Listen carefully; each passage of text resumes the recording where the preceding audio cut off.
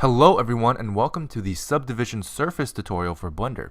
This is a very useful tool in Blender, specifically for modeling.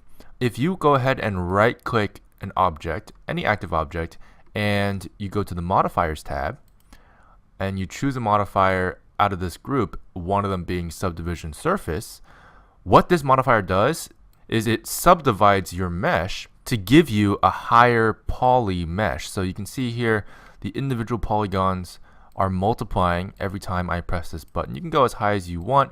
We wouldn't recommend going too high because that can be very taxing on your computer, but it is very helpful. And what's great about this is not only can you choose how much you want to subdivide it in the viewport, but you can also separate the viewport subdivision and the render subdivisions. So if I were to set this up to be high, I could do that and then make the viewport as low as possible.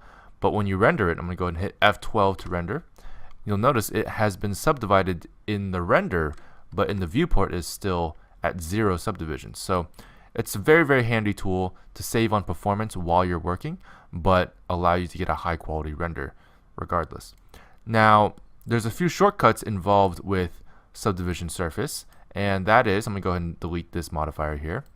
It's a very simple shortcut and very useful. Is if you just hit Control and then any number on the number row, it will actually subdivide that object that number of times. So if I did Control 1, that is 1 subdivision. So I'm going to go ahead and X that out. And then I'm going to do Control 2. And notice that this time it comes with 2 subdivisions. Now, the number corresponds only to the viewport subdivisions. The render subdivisions are always by default 2, so you're going to want to set that manually. Now, by default, it's set to Catmull-Clark subdivision, which means it smooths out the shape. But you can also use simple, which means if we just go into wireframe mode here, it actually subdivides it without distorting the mesh whatsoever. So if that's what you want instead, you can use this option instead of Catmull-Clark. But Catmull-Clark is default and very useful. But yeah, that's how you use the Subdivision Surface modifier.